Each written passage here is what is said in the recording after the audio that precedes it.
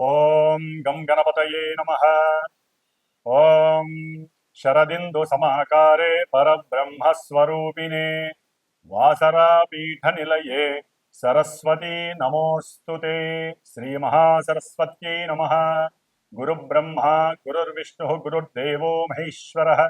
గురు సాక్షాత్ పరబ్రహ్మ తస్మై శ్రీ గురవే నమః. శ్రీ గురుభ్యో నమః.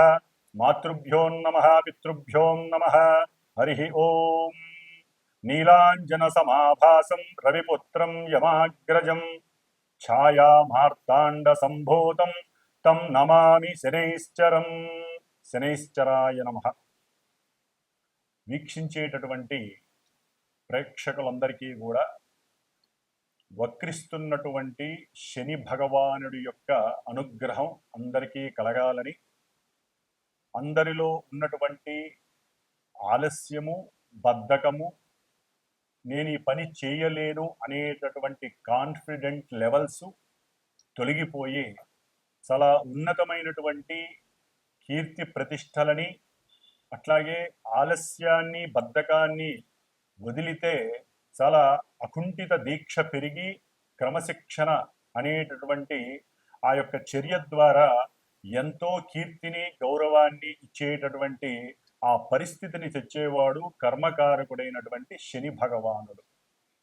కాబట్టి ఈ శని భగవానుడు మరి కర్మ సాక్షి, ఆ సాక్షాత్తు ఆ సూర్య భగవానుడైతే కర్మకారకుడు అంటే పూర్వజన్మల్లో మనం చేసుకున్నటువంటి కర్మలన్నీ కూడా బ్యాలెన్స్గా ఉంచి ఈ జన్మలో అది జంతు రూపేనా కావచ్చు, మనిషి రూపేనా కావచ్చు, పక్షి రూపేనా కావచ్చు, ఏ రూపంలో మన యొక్క ఉచ్ఛ్వాస నిశ్వాసాలని వదులుతున్నామో ఆ జీవులందరూ కూడా శని యొక్క పాలనలో ఉన్నటువంటి వారే అని గమనించాలి.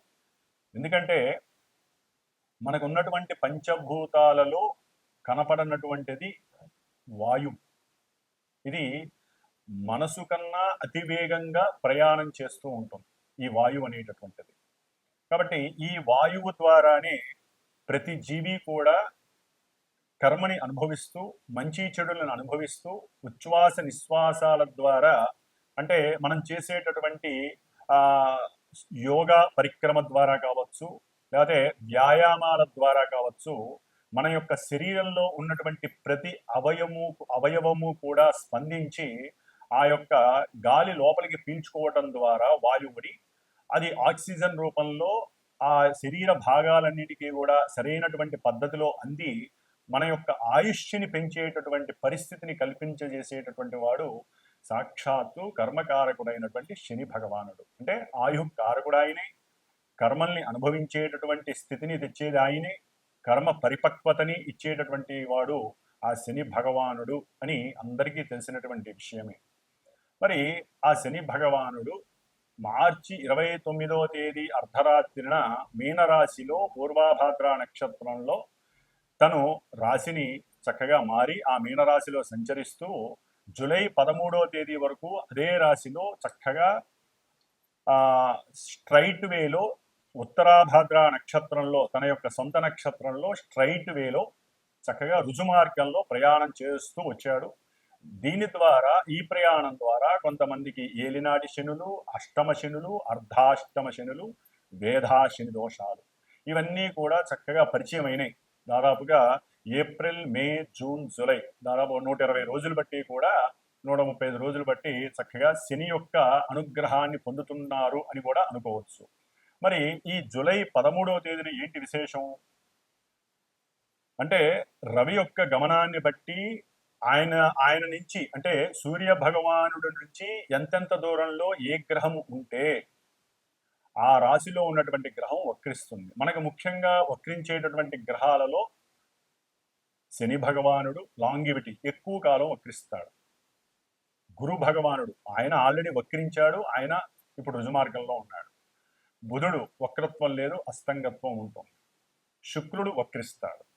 రవిచంద్రుడికి వక్రత్వం లేదు. రాహుకేతువులు ఆల్రెడీ వాళ్ళు వక్రత్వంతోనే ప్రయాణం చేస్తూ తాట తీస్తూ ఉంటారు అందరికీ కూడా. మరి ఈ విధంగా శని భగవానుడు జూలై 13వ తేదీ నుండి దాదాపుగా 137 రోజులు దాటి 138 రోజు అంటే నవంబరు ఈ సంవత్సరం 2025 సంవత్సరం నవంబరు 28వ తేదీ వరకు కూడా అదే మీనరాశిలో 2 నక్షత్రాలు అంటే తన సొంత నక్షత్రంలో అక్టోబర్ 3, 2025 వరకు కూడా సొంత నక్షత్రంలో వక్రించి ఉండటం, ఆ తదుపరి వెనక్కి వస్తాడు ఆయన అంటే పూర్వాభాద్ర నక్షత్రంలో మళ్ళీ వక్రత్వాన్ని నవంబర్ 28 వరకు కూడా చారసలుపుతూ ఉంటాడు.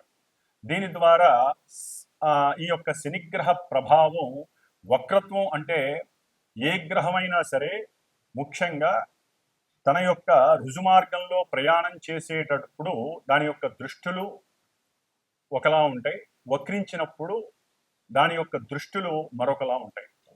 ముఖ్యంగా శాస్త్రరీత్యా శుభగ్రహాలు గనక వక్రిస్తే అవి శుభ ఫలితాలను ఇస్తాయని, పాపగ్రహాలు అనగా మనకి కుజుడు కానివ్వండి శని కానివ్వండి వక్రిస్తే అవి పాప ఫలితాలను ఇస్తాయని చెప్పి మనకి శాస్త్రంలో చెప్పబడి ఉంది. మరి ఈ శని మహానుభావుడు పాపి కాబట్టి ఆయన వక్రించడం ద్వారా కొన్ని ఇబ్బందికరమైనటువంటి పరిస్థితులు ఎదుర్కొనేటటువంటి కొంతమంది రాసుల వారు ఉండే అవకాశం ఉంటుంది. మరి శని ముఖ్యంగా మన యొక్క ద్వాదశ రాశులలో మకర రాశికి కుంభరాశికి అధిపతి, అంటే కర్మస్థానానికి అభీష్ట స్థానానికి, అంటే కర్మ ద్వారా మనం చేసినటువంటి ఏ పనికైనా సరే అభీష్టం సిద్ధిస్తుందా, నెరవేరుతుందా, లేకపోతే బెడిసి కొడుతుందా అనేటటువంటి రెండింటినీ కూడా ఈ శని భగవానుడికే ఇచ్చి ఉన్నారు మకర కుంభరాశుల ద్వారా. అట్లాగే సహాయం చేసేటటువంటి గుణము, సహాయకత్వమైనటువంటి కారకత్వము కుంభరాశిలో ఉంది, తనకి తనే అనుభవించాలనుకోవడం మకర రాశిలో ఉంది. కాస్త స్వల్ప దోషాలు ఉంటాయి రెండింటికి, అని అధిపతి శని భగవానుడే. కాబట్టి ముఖ్యంగా ఈ మనకు ఉన్నటువంటి 27 నక్షత్రాలలో జలరాశి అయినటువంటి కర్కాటక రాశిలో ఉన్నటువంటి పుష్యమి నక్షత్రము, మరలా జలరాశి అయినటువంటి వృశ్చిక రాశిలో ఉన్నటువంటి అనురాధ నక్షత్రము, జలరాశి అయినటువంటి మీనరాశి, ఇప్పుడు ప్రెజెంట్ శని భగవానుడు ఉన్నటువంటి నక్షత్రము ఉత్తరాభాద్ర నక్షత్రం, సొంత నక్షత్రంలో ఉన్నాడు.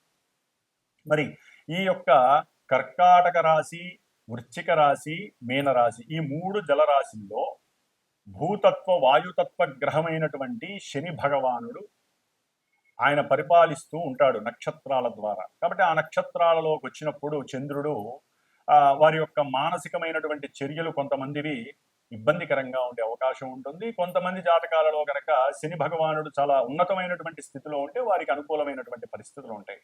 ఏదైనా మనం పుట్టినటువంటి డేటు, టైము, ప్లేస్ని బట్టి మన యొక్క జన్మజాతకం మీద గ్రహాల యొక్క స్థితిగతులు ఆధారపడి ఉంటాయి.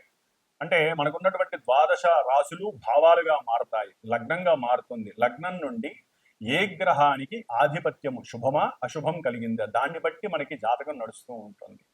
దాన్ని బట్టి ఆ గ్రహము ప్రస్తుతానికి వీరి యొక్క చంద్రుడు అంటే మనఃకారకుడు, చంద్రుడి నుండి ఏ రాశుల్లో ఉన్నాడు, ఏ నక్షత్రాల్లో ఉన్నాడో చూసుకుంటూ దీన్ని వెరిఫై చేస్తే గనక అప్పుడు ఫలితం అనేది కనపడడానికి అవకాశం ఉంటుంది. ఎందుకంటే కొంతమందికి మరి పనులు సక్రమంగా సాగవు, దగ్గర దాకా వచ్చి దూరం అయిపోతూ ఉంటాయి ఈ శని యొక్క ప్రభావం వలన. అట్లాగే జాతకాలలో, జన్మజాతకాలలో కనుక శని చంద్రుల యొక్క స్థితి కానీ, యుతి కానీ, కలయిక కానీ, ఒకరి నక్షత్రంలో ఒకళ్ళు ఉండటం ద్వారా కానీ ఈ విధంగా వాళ్ళిద్దరికీ గనక సత్సంబంధాలు ఉన్నట్లయితే ఆ యొక్క జన్మలగ్నాన్ని బట్టి ఆ భావాలు దెబ్బతింటాయి. దెబ్బతింటం అంటే ఆలస్యం అవ్వటం, 1-2-3 సార్లు జరగటం, అంటే వివాహాల విషయంలో, ముఖ్యంగా వివాహ విషయంలో, ఉద్యోగ విషయాలలో, అట్లాగే సంతాన విషయంలో. ఎందుకంటే శని ఆలస్యాన్ని సూచిస్తాడు ప్రతి విషయంలో, కానీ స్టాండర్డ్ సూచిస్తాడు, స్థిరత్వాన్ని. కాబట్టి కానీ చంద్రుడితో లింక్ అంత మంచిది కాదు. మానసికంగా ఎప్పుడు వికారాలని కలుగు చేస్తూ ఉంటాడు.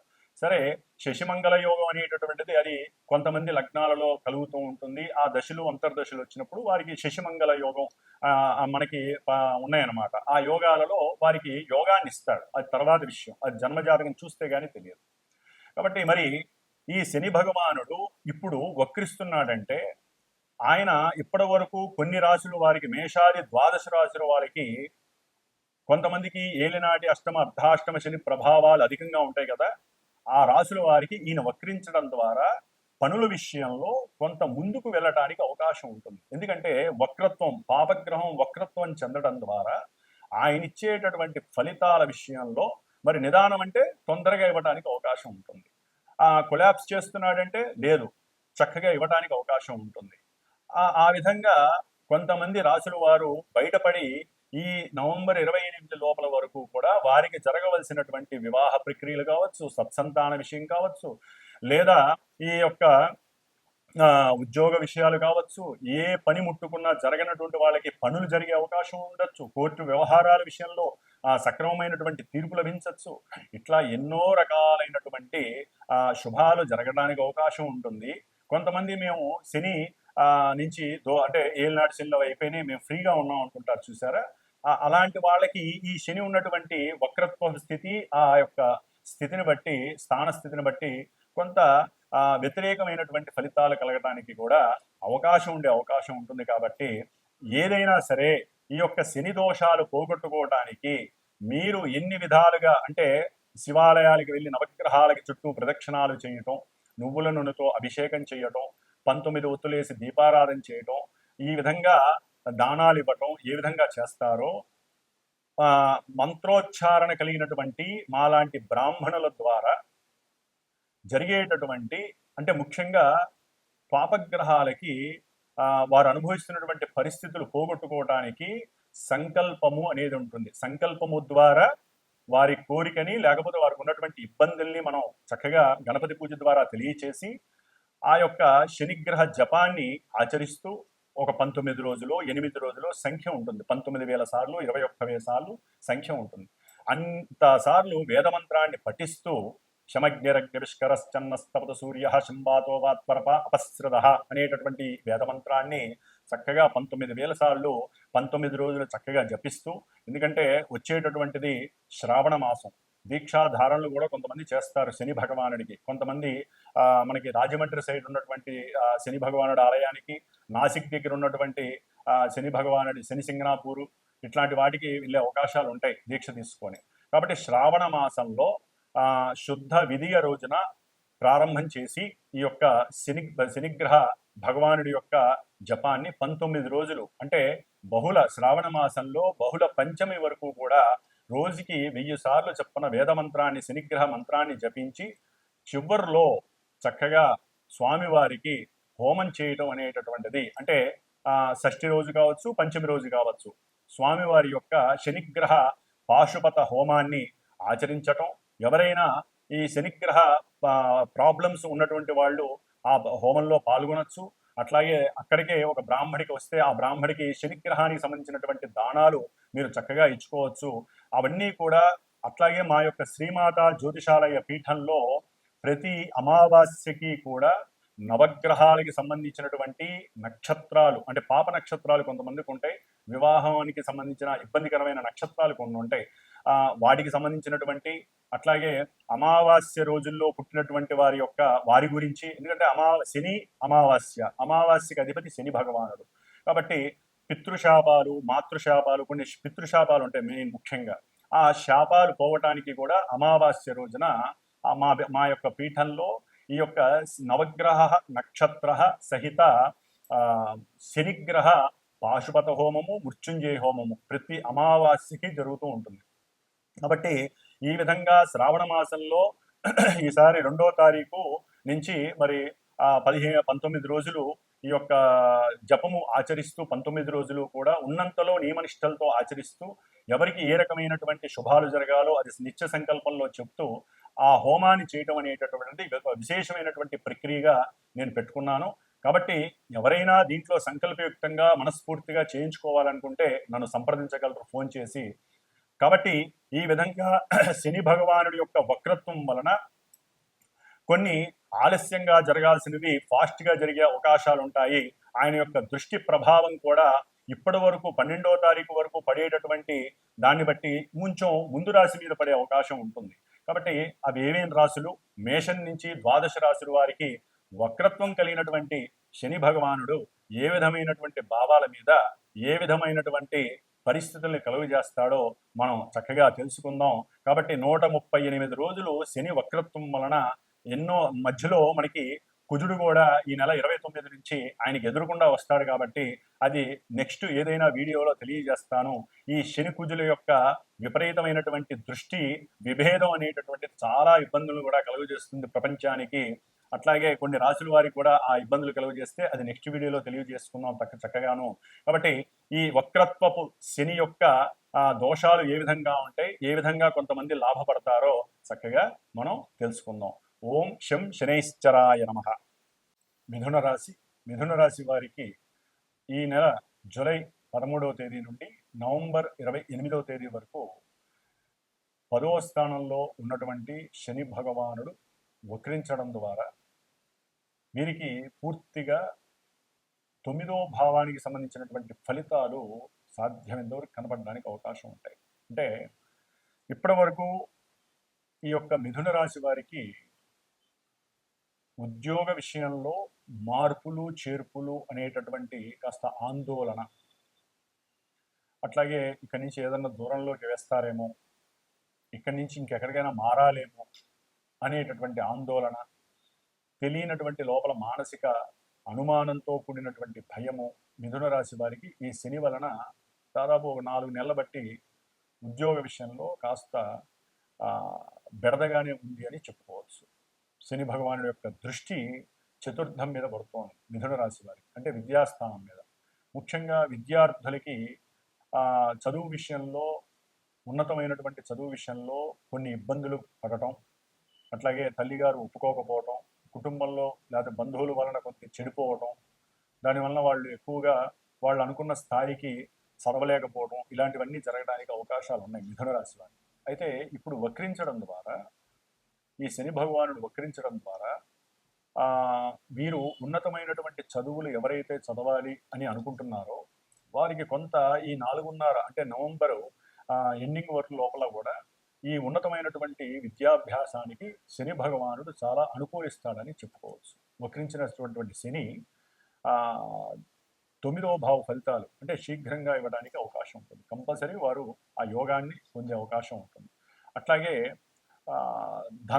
ధన విషయంలో కూడా కొంత వీరు వ్యాపార పరంగా మిథున రాశి వారికి ఈ శని భగవానుడు వ్యాపార పరంగా కూడా అవతల వాళ్ళు వీళ్ళతో మింగిల్ అవ్వటం, అంటే అనుకూలంగా మాట్లాడేటటువంటి స్థితికి రావటం, లెక్కలు ఇప్పటి వరకు ఏదైనా లెక్కలు అదని ఇదని కొంచెం విభేదంగా చూసినా కూడా కొంచెం అవతల వ్యక్తి మిమ్మల్ని అర్థం చేసుకోవటం, వారు చేసినటువంటి పొరపాట్లకి మీతో సర్ది చెప్పుకోవటం, వ్యాపార పరంగా ఏదో తప్పు జరిగింది వదిలేసేయండి అని ఒక రాజీకి రావటం, ఇలాంటి వాటి వలన కూడా వ్యాపారంలో కాస్త ఉన్నతమైనటువంటి స్థితి, వ్యాపారంలో వృద్ధి కలగటానికి మిథున రాశి వారికి శని భగవానుడి యొక్క దృష్టి చాలా చాలా ఉపయోగపడుతోంది.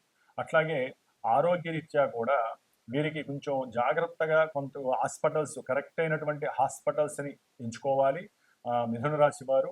సరైనటువంటి మందులు వాడేటటువంటి పరిస్థితులను కూడా ఎంచుకోవాలి. అట్లాగే భార్యాభర్తలు, ముఖ్యంగా భార్యాభర్తల విషయంలో అంటే ఇప్పటికే కొంతమందికి ఎవరికైనా సరే ఎడబాటుగా ఉన్నటువంటి వారికి ద్వితీయ కళ్యాణం పైన కొంత ఆశలు చిగురించడానికి అవకాశం ఉంటుంది మిథున రాశి వారికి. అంటే రెండో పెళ్లి చేసుకోవాలనే ఒక ఫీలింగ్ ఆల్రెడీ వాళ్ళు ఉంటుంది. అది బయటపడి అది ఫాస్ట్ మూమెంట్, అంటే మూమెంట్ అనేటటువంటిది ఫాస్ట్గా వెళ్ళటానికి ఈ 4.5 నెలలు ఉపయోగపడే అవకాశాలు ఉంటాయి. ఈ రకంగా వారు మా కర్మకి సరైన సార్థకత రావాలి, నాకంటూ ఒక వయసు మీరిన తర్వాత ఇంకో వ్యక్తితో నాకు కంపల్సరీ సహాయ సహకారాలు ఉండాలి అనే ఒక మానసిక వాంఛ వాళ్ళలో ఆల్రెడీ ఉంటుంది, లేకపోయినా ఇప్పుడు కలుగుతుంది.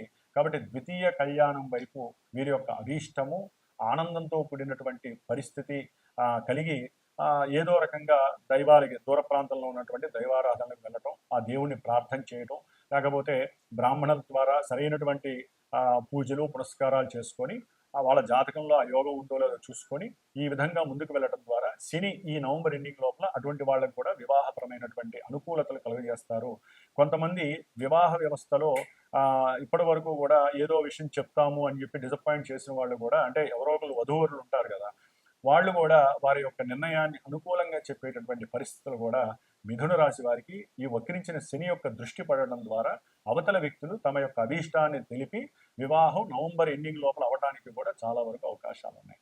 ఏదేమైనప్పటికీ శని భగవానుడి యొక్క స్తోత్రాలు వక్రించాడు కాబట్టి, పాపి కాబట్టి మనకి ఎంత లాభాన్ని కలుగజేస్తాడని ఒక ఉద్దేశంతో ఉన్న ఆయన అనుగ్రహాన్ని పొందండి.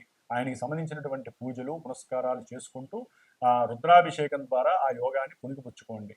ఓం శం శనైశ్చరాయ నమః.